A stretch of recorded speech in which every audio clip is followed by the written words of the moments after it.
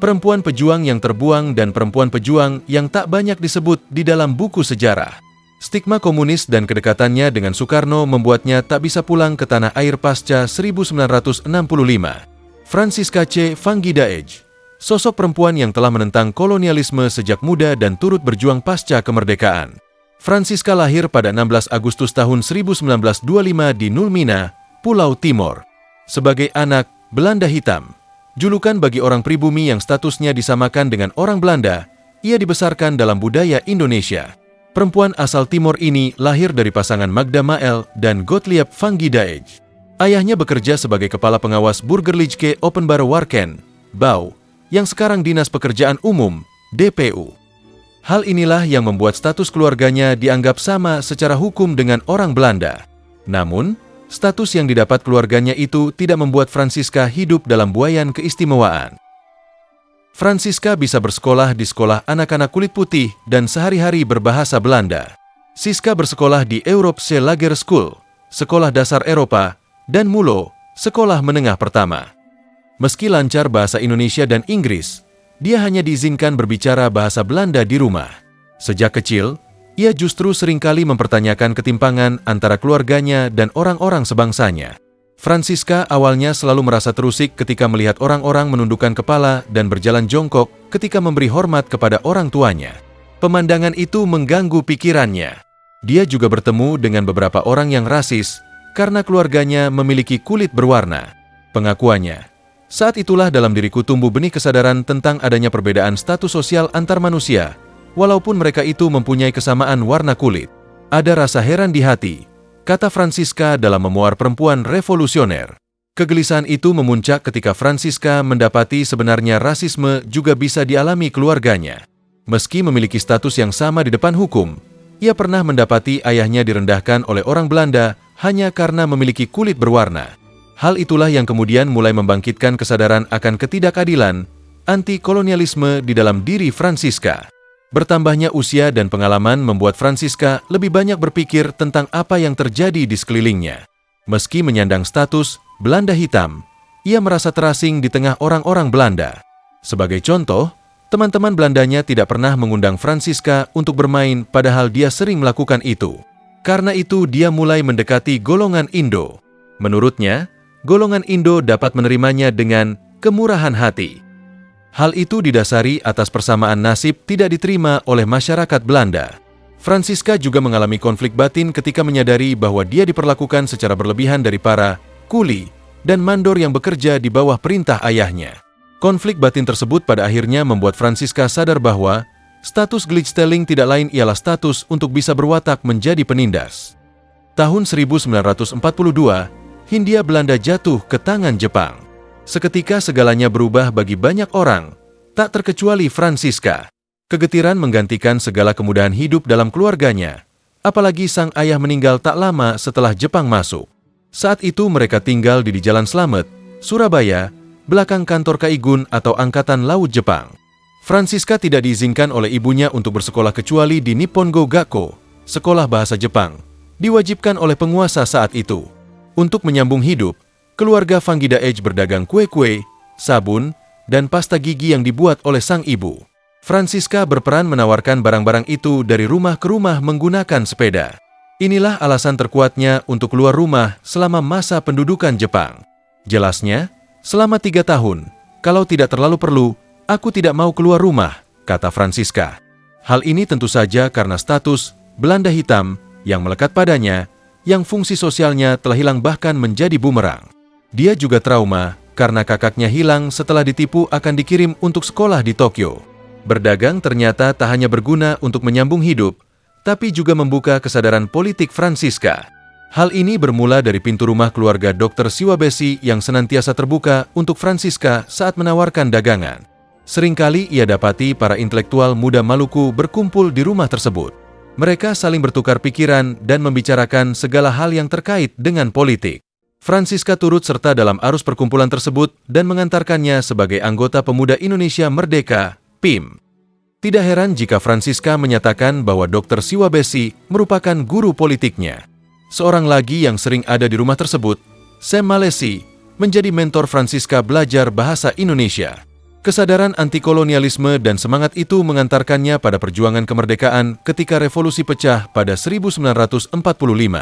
Pasca proklamasi, Pi melebur ke dalam Pemuda Republik Indonesia, PRI. Francisca aktif dalam Pemuda Republik Indonesia, PRI, di Surabaya. PRI lalu turut serta dalam Kongres Pemuda pertama di Yogyakarta pada tanggal 8 sampai 10 November 1945. Orang yang diutus tidak lain adalah Francisca. Ketika Kongres berjalan, pertempuran Surabaya pecah pada tanggal 10 November 1945.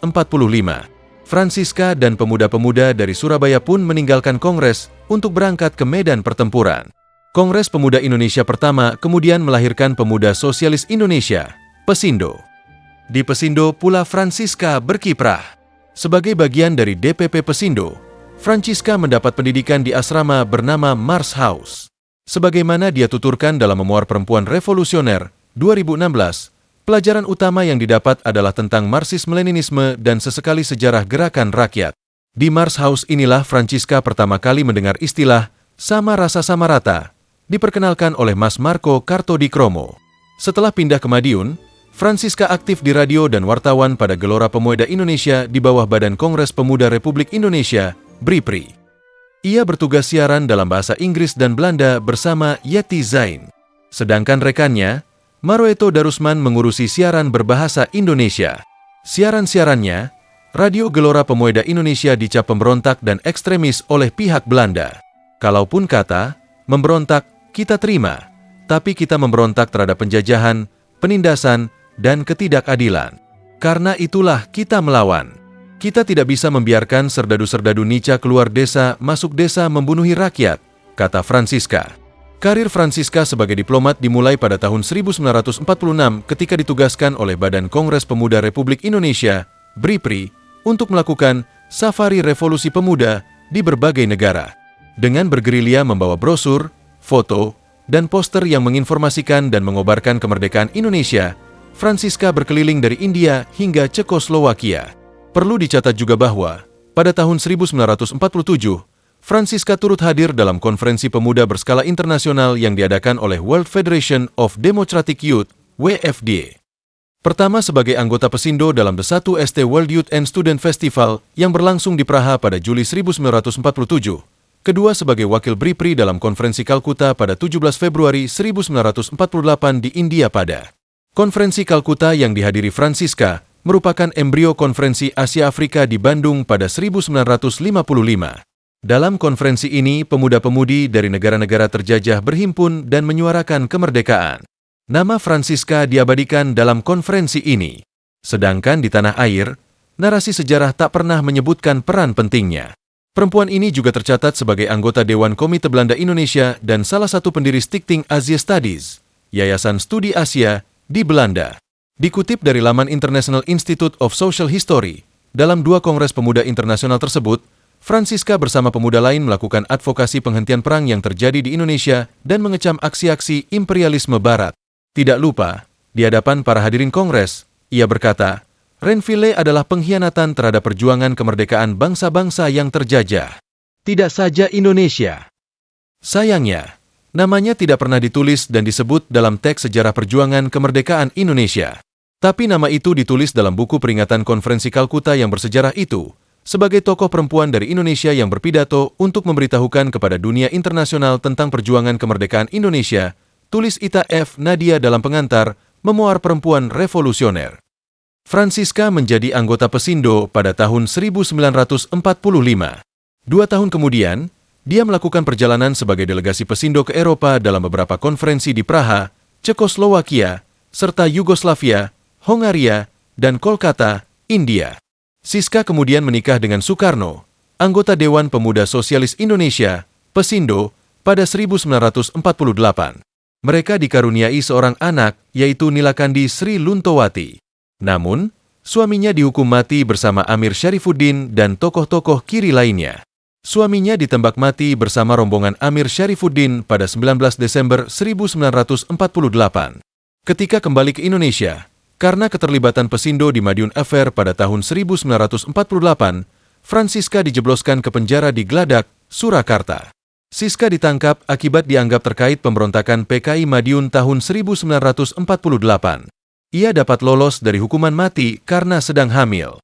Pesindo sendiri mengalami kemunduran pasca Madiun Affair. Mereka bahkan tidak diperkenankan menghadiri Kongres Pemuda Seluruh Indonesia ketiga pada 1949 di Yogyakarta. Memasuki tahun 1950, nama Pesindo berganti menjadi Pemuda Rakyat berdasarkan resolusi Kongres ketiga pada tanggal 4–12 November 1950.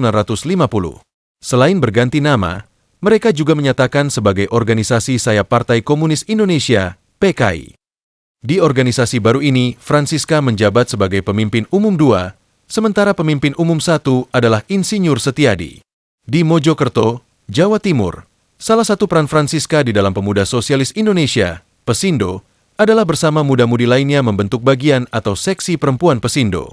Keterlibatannya dalam Pemuda Rakyat hanya bertahan selama 4 tahun. Kemudian, ia mengundurkan diri dari Pemuda Rakyat karena merasa tak lagi muda. Selanjutnya, Francisca bergabung dalam Organisasi Internasional Setiakawan Rakyat Asia Afrika, OISRA, Komite Perdamaian, World Peace Council, dan, meski tidak aktif, tercatat sebagai anggota Gerakan Wanita Indonesia, Gerwani, yang juga dekat dengan PKI. Lalu aktif di menjadi wartawan kantor berita Antara pada tahun 1955. Di sana dia kerap diminta mewawancarai tokoh-tokoh luar negeri, salah satunya Jamilah, pahlawan perempuan dalam Perang Kemerdekaan Aljazair. Francisca turut pula meliput konferensi Asia Afrika di Bandung yang berlangsung pada 18–24 April tahun 1955. Masih di tahun yang sama, ia menjabat redaktur pelaksana Indonesian National Press Service, INPS. Francisca kemudian menikah dengan seorang wartawan bernama Suprio. Mereka memiliki 6 orang anak yakni Dinrieni Saraswati, Godam Ratamtama, Nusa Eka Indria, Safitri Sasantirini, Pratiwi Widiantini, Ibu Reza Rahadian, dan Mayanti Trikarini. Peran Francisca tak berhenti di bilik siaran radio. 2 tahun kemudian dia meninggalkan pekerjaan wartawan. Dia ditunjuk Presiden Soekarno menjadi anggota Dewan Perwakilan Rakyat Gotong Royong, DPR-GR, dari golongan wartawan, bukan diusung partai, anggota MPRS. Francisca kerap kali mendampingi Soekarno dalam perjalanan ke luar negeri. Sebagai anggota DPR-GR di Komisi Luar Negeri, dia ikut mengunjungi Kuba dan bertemu Fidel Castro pada 1960 dan 1963. Di komisi tersebut, ia menangani masalah Timor Timur yang saat itu masih menjadi wilayah jajahan Portugal. Setelah mengetahui kondisi yang terjadi di Timor Timur, ia mengajukan interpelasi kepada pemerintah RI.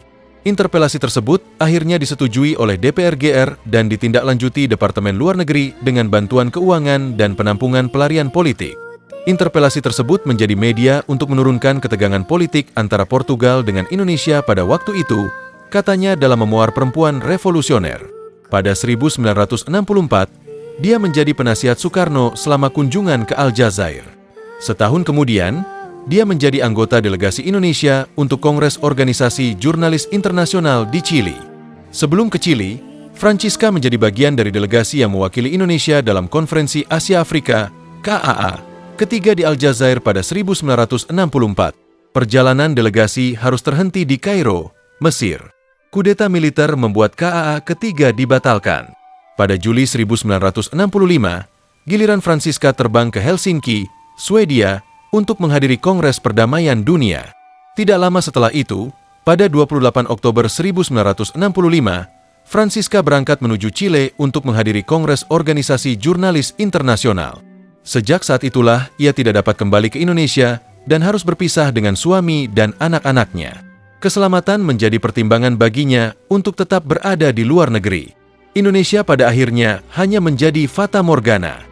Ketika peristiwa gerakan 30 September 1965 meletus, Francisca tengah berada di Chili mewakili Indonesia dalam Kongres Organisasi Wartawan Internasional. Tetapi kedekatannya dengan Soekarno dan Pemuda Rakyat membuatnya tak bisa pulang ke Indonesia.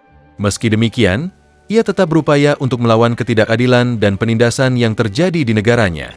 Dia misalnya menghadiri konferensi Trikontinental di Havana, Kuba pada bulan Januari 1966 untuk mengadopsi strategi politik bersama melawan kolonialisme, neokolonialisme, dan imperialisme. Francisca mengecam penganiayaan militer terhadap para pemimpin gerakan wanita Indonesia. Rombongannya juga menolak kehadiran delegasi pro-Soeharto yang dipimpin Brigadir Jenderal Latif Hendraningrat ke konferensi di Kuba. Konferensi itu membicarakan apa yang terjadi di Indonesia.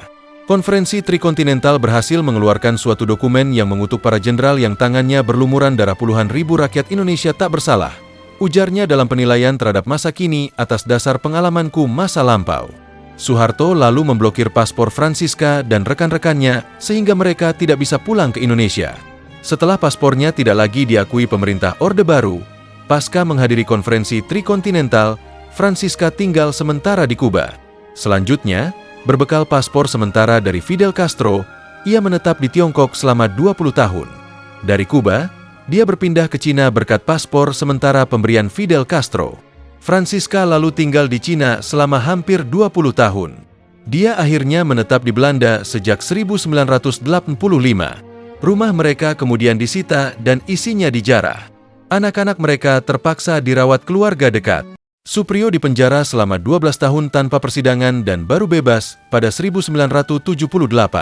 Meski berada di luar negeri, foto-foto Francisca ditempel di tempat umum dengan narasi, "Tangkap hidup atau mati Francisca."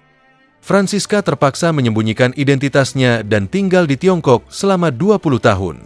Lata mengirim sepucuk surat pun pada keluarganya di Indonesia agar keluarganya tak ikut diburu aparat Orde Baru. Setelah hampir 30 tahun terpisah, Francisca baru pertama kalinya bertemu putrinya, Maya di Belanda pada 1993. Namun, keluarganya tetap belum bisa tinggal bersama karena Francisca eksil yang diasingkan. Memasuki tahun 1985, perempuan revolusioner tersebut memilih Belanda sebagai tempat pengembaraan hidup berikutnya. Setelah 38 tahun menjadi eksil di Tiongkok dan Belanda, Francisca baru bisa menginjakan kaki lagi di tanah air pada 2003 setelah reformasi 1998. Yang mana Presiden keempat Abdurrahman Wahid atau Gus Dur akhirnya mempersilakan Francisca dan rekan-rekannya pulang setelah hampir 40 tahun diasingkan. Meski sudah bebas masuk Indonesia, Francisca Vanggida Age tetap tinggal di kota kecil Zeist, Belanda hingga meninggal pada 13 November 2013 saat berusia 88 tahun. Peristiwa kelam itu juga menghapusnya dari buku-buku sejarah yang dibuat Orde Baru. Sosok Francisca sebagai seorang pejuang jarang disebut dalam narasi sejarah resmi, padahal dia telah menentang kolonialisme sejak muda dan turut berjuang pasca kemerdekaan. Maka patutlah kita menganggapnya sebagai pahlawan dalam perjuangan kemerdekaan Indonesia.